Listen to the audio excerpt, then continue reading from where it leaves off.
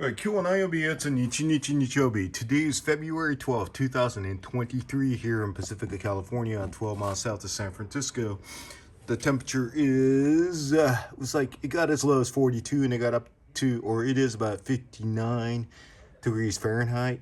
The average temperature is about 50. So today is actually one of the first days I'm going to start feeding the medakas that have been sitting around here during the winter seasons. The metal in Medaka today is Madonna metal and Madonna.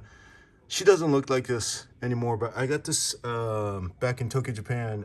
This is in Shinjuku Record Store Day. This is about 2016, so like 7 years ago. Time flies.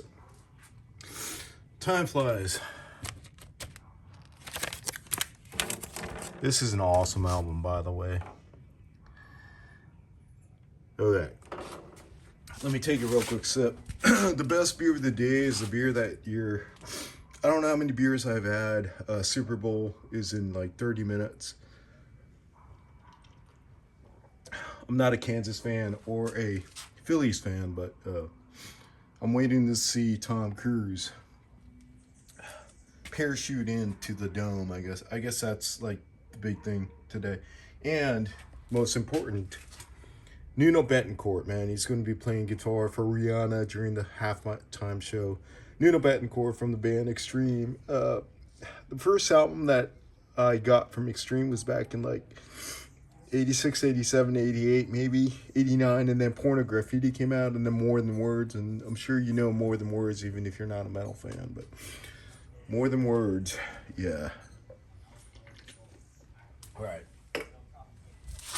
So what I'm going to be doing today is I'm just going to be examining my tubs with my best friend right here. Right now the temperature here is 18.9 degrees Celsius, which is 66.9 degrees Celsius. So I don't really, when I do feed when the temperature is about 60. That's when their digestive system kicks in. I have this shaker right here. It's 2 in 1. This is Ichi, 1 in Japanese. This is Ni, number 2 in Japanese, kanji. So for the smaller ones, again, these are like low protein, low fat. Early spring, what you want to do, or what you don't want to do, is just because they're moving around, you don't want to just start feeding high protein stuff. The belly's not ready, right? So what I'm going to start to do is, for these guys, these are number 1, size 1. These boys and girls are born mid-summer last year. And right now it's just going to be, if the temperature is like this, once a day. Sprinkle a little. And I'm just going to observe how they do. Again, a lot of times it's really important to like observe how they react. Like if they are moving around, the sun is out, it's nice and warm. If they move around, if they show no interest in food, it tells you something, right? It tells you that they're not ready, but again, you don't want to give them too much. It's just giving them gradual, low protein, low fat, getting their bellies ready. Right now, the temperature in the water is about 60, so within 2 hours, an hour to 2 hours, they'll digest everything here. Again, medakas do not have stomachs, right? So it's just going to go right through them. And again, when night falls, the temperature is going to drop to about like mid-40s. So at mid-40s, their system is not working. So you got to make sure that whatever they consume right now, they get to pass through their system, so it's out of their system before the cooler temperatures.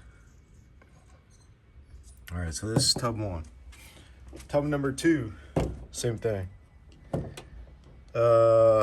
These boys and gals are born around a little bit earlier, probably summertime of 2022. Because of that, they're a little bigger. It's good that they're on the surface, active, they're looking for food. It's gonna sprinkle them a little bit. Again, number one size meaning smaller, low protein, low fat. And again, I'm just gonna observe their behavior.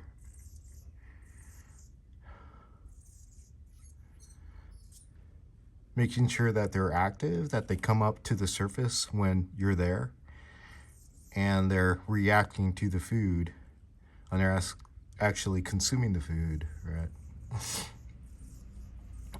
It's a beautiful day, by the way, here in Pacifica, California, 12 miles south of San Francisco.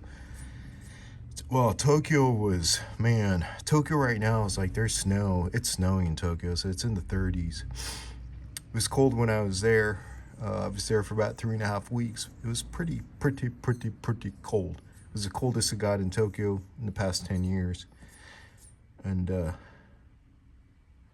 it's kind of nice to be back here in the sun.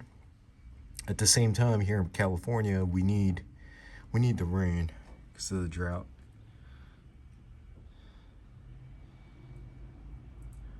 These are Yozakuras. Again, born during the summer of 2022. All right. Going to the next. All right, hold on. This is something that bothered me. Like, I got the white clips, white, gray, white. I gotta. These little things, man. Got a color match. Gray clip. Gray clip.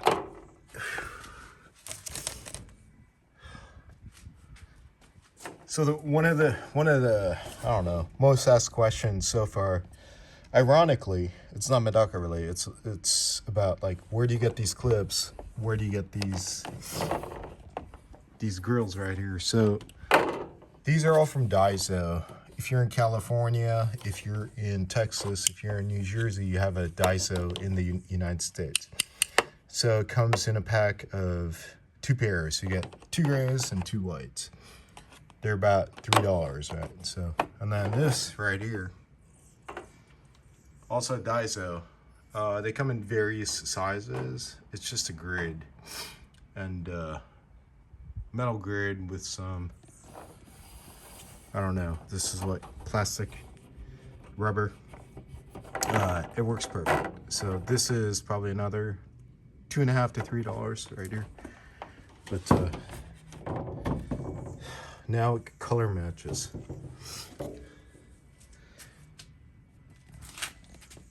This bin right here, or this tub,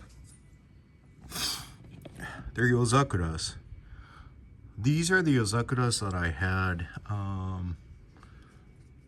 in October outdoors. They were too small. They were less than 2/3 of an inch. So anything less than 2/3 of an inch during the winter seasons, there's a chance that they're not going to survive. So I brought all the little ones indoors, and then right before I left for Japan about a month ago, I brought them outdoors. And this is a tub that contains all the little juveniles that I brought outdoors from my indoor non-heated tank.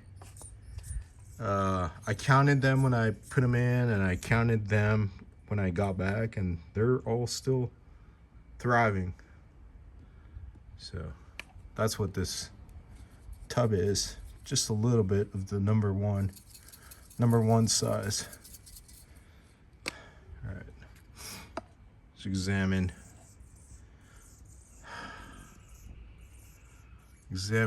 these beautiful Yozakura juveniles.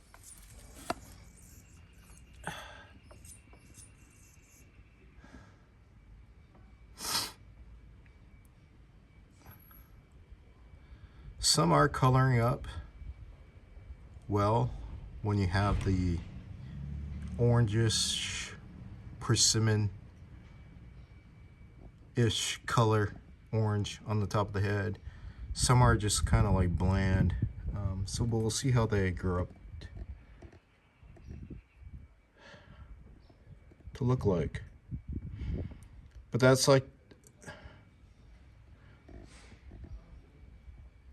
it's part of Medaka keeping, right? It's exciting to see how they develop and to look for the male and the female that you want to breed in the future to try to get that look that you're looking for. So, all right. Thank you, Madonna. Just putting you aside for real quick. This stuff right here, let's see. These are just Miyukis, but these are juvenile Miyukis, born probably late summer.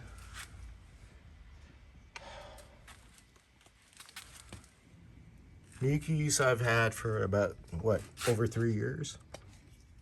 Consistent. Again, just giving them a little sprinkle. The reflection is, I know the reflection is bad, but like,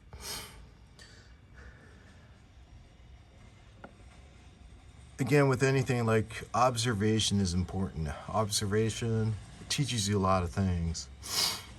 If you see any irregularities, the formation, especially the swimming pattern, you want to look at each fish's swimming pattern. If you have any irregularities in the swimming pattern, you can kind of tell that, yeah, they have some type of, like, their body has some type of imbalance. It could be internal, a lot of times external as well. You know, one fin is shorter than the other. Their back is bent. It could be horizontally or vertically. So keeping Medaka is as well as any other fish like koi or goldfish, it's really spending the time in Japanese, you call it kansatsu. What is kansatsu? Kansatsu in Japanese is to observe, to take in. I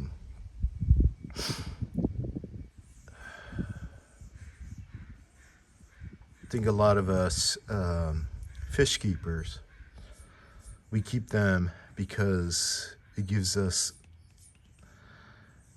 peace in a way where you just like examining them and watching them. And when you're doing that, you do notice like differences in how the way they swim, and then you're like, why is this one swimming a little differently? It could be the different shape. It could be that their backs are bent, something wrong with their fin or their health. But okay, let's move on to the next one. These guys are the OGs. These guys will get the number 2, meaning larger size. Low fat, low protein. They are about like, these are Miyukis, but these are about 2 to 3 years old, so pretty much retired. But I learned a lot from keeping these Miyukis right over here. I first started keeping Medakas seriously about 3.5 years ago, and it started with the Miyukis. When I was a little kid in Tokyo, Japan, probably like, I don't know, 20 plus years ago, I kept Medakas, not knowing that there are Medakas in my little tub in my backyard when I was a little kid. Again, not knowing what life was really, like the meaning of life and all that. But I got up in the morning and I fed them with my mom, and they came up looking for the food, and that was gold, you know. Good times with my mom.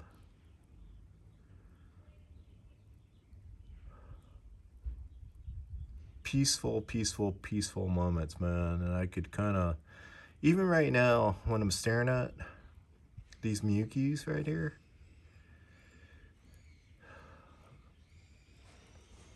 just takes me back. It takes me back to like the 70s, 1970s, you know.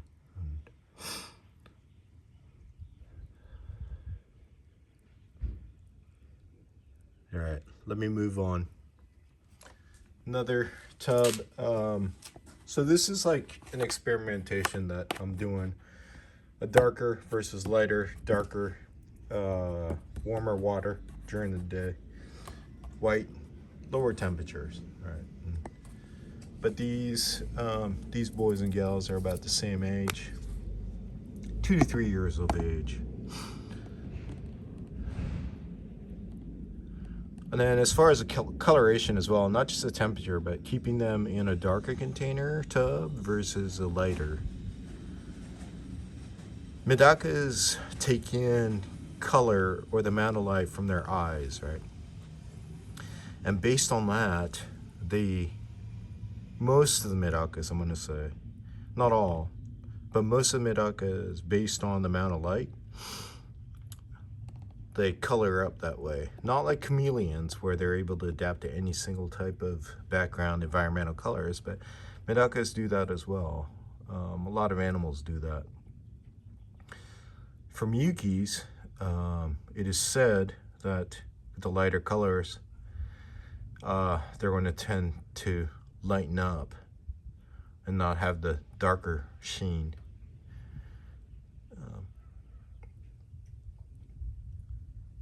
Again, there are some Medakas, like the Goshkis. Goshkis come from Orochi. Orochi, they're black, okay, colored.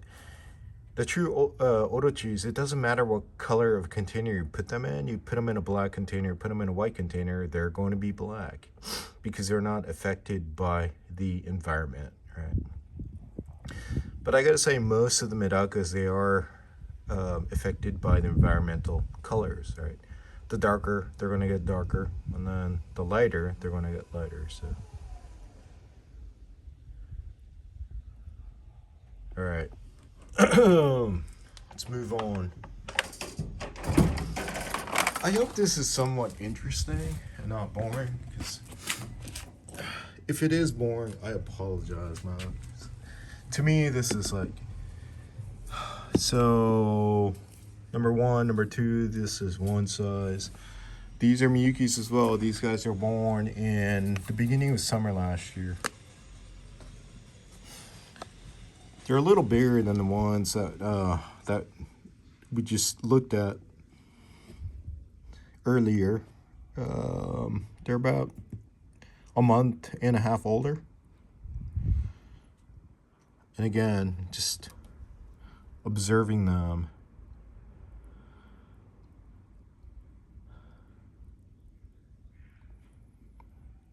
Again, today is a beautiful day here in Pacifica, California, 12 miles south of San Francisco. Let me just take a real quick sip.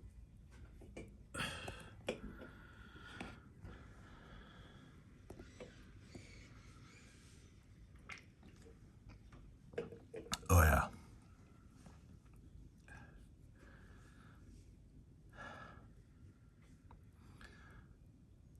These Miyukis were probably born September, so October, November, December, January, February. They're about 5 months old. They went through the winter times. Again, my whole theory is like once they go through the winter times outdoors, they're like kind of like, they're built tough, you know, not Ford tough, but probably tougher than Ford, F-O-R-D. They're Medaka tough. If I do see any that are having issues, I'll pull them out and then I'll probably take care of them and heat up the water a little bit and put a little salt to boost their energy. But that just kind of, if you are breeding Medakas, you want to breed the ones that have the stronger genes, right? so they could basically pass on the strong genes. And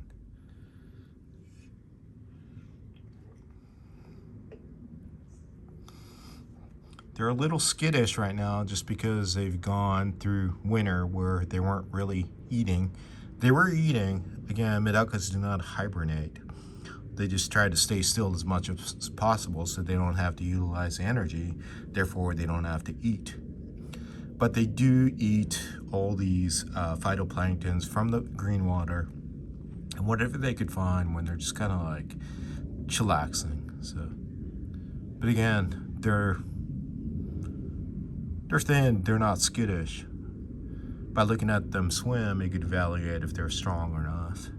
Strong enough for spring. All right. Let's move on to the next. The next one here, size number 2. So these are pretty much OG at this point. Yozakuras. Just put a little bit in, see how they respond. They are about a year and a half. These originally, the eggs came from Japan. Out of all the eggs that I got, pretty much 90% hatched. Out of the 90%,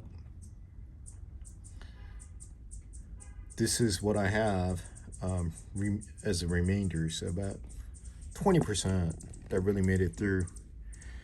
Again, when you get things without knowing where they're actually from, you don't know their DNA, meaning you don't know how strong they are. So because you don't know the parents. True breeders, although it's not just the looks, right? It's about strong DNA. So if you would never breed a weak one, so if you have some, again, strength and health over looks, the beauty.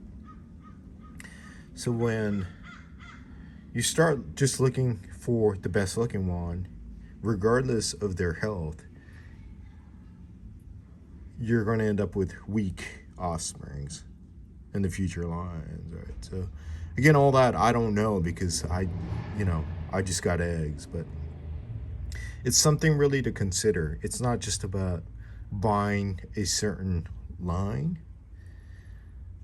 You really want to know where it's coming from, what the parents are, are the parents kept outdoors or are the parents kept indoors? If the parents were completely kept indoors and they collected the eggs indoors and you're keeping them outdoors, they're probably not going to do well because they're not adapted to that. They've never adapted to that environment, right? So again, these Yozakuras from Japan, I just don't know the history, but I got them as eggs. And I have one or two that look okay. And they made it through the winter over here. They made it through the winter last year. Made it through the winter this year as well. So some I do like and some are just like, I'm not really sure. So that's what this batch is. So the next batch right beside that. Same size. I got these September 2022 as eggs. And these are size 2. Let me just put a little bit, see how they respond.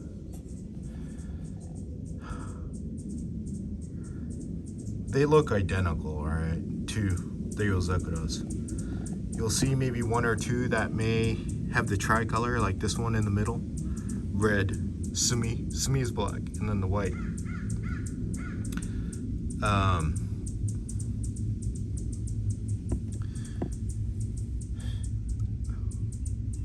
These also, the eggs came from Japan, and tricolor is on top of that, tricolor llama is probably the most difficult lineage to try to propagate in a way where you're like, well, 30% of the offsprings should look like the adults, like the tricolor.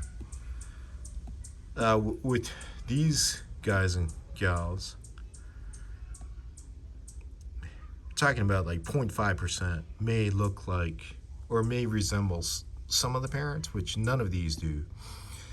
Some of the ones that I have over here, I could tell you they're not tricolor llamas. They're probably like I say, either I got eggs that were mixed, so accidentally the seller included some eggs that weren't tricolor, but some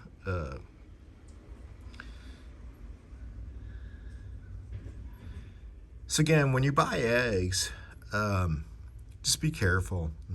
Don't expect like you're gonna get offsprings that look like the parents. I guess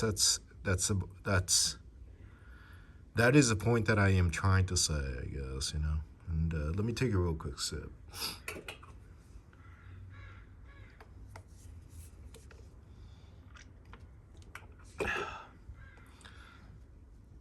But just looking at this tub right here, I could tell you that the one that's swimming on the top that's coming to the right bottom, look at the stomach.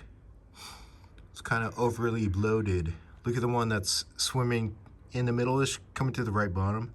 Stomach overly bloated. Look at the one that's coming down that just exited the screen. Stomach is semi-bloated. There's something going on with their intestinal systems. Because again, this is like their first feeding of 2023. They're eating stuff that they can find in here in the tub all this winter, but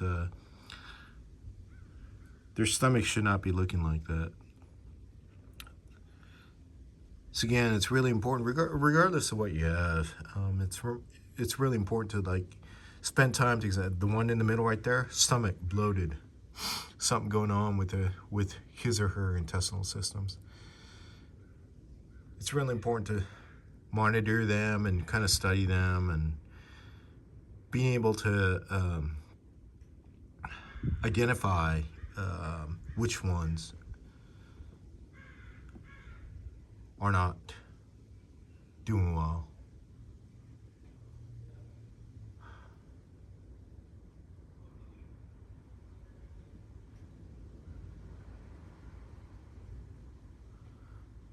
But it is a peaceful moment.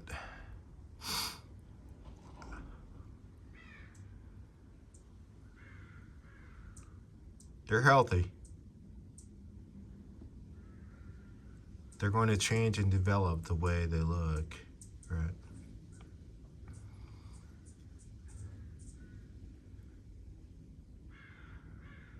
Let me just feed them a little bit more. Just a tiny bit. You don't want to give them too much.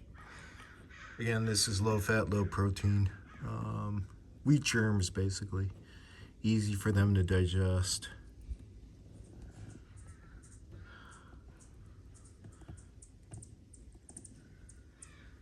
It's a good time, great time to kind of observe their behavior.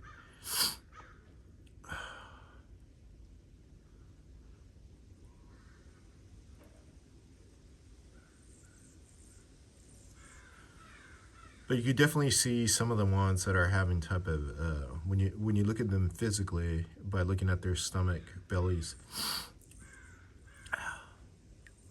there's something going on that's not balanced. So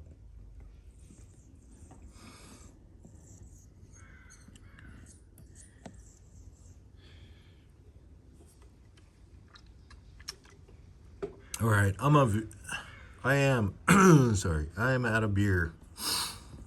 Thank you for tuning in again. Medaka Moment, not Medaka Moment. That was Metal Moment. But I can be found on Instagram at MEDAKAMetal. And and hit me up over there if you want to leave any comments or if you have any questions. I will try to answer, and I do answer every single one that comes in. So comments down there, up or down, depending on the content. Really appreciate it if you can give me like a true opinion of if this content is worth it or not. And I just do it because it's fun, and just like I love it. Love Medakas, love beer, love sharing this moment with you. So MedakaMetal, checking out. We'll do it again next time. I guess it's Super Bowl time here in the United States of America. All right, Medaka moment, MedakaMetal, checking out.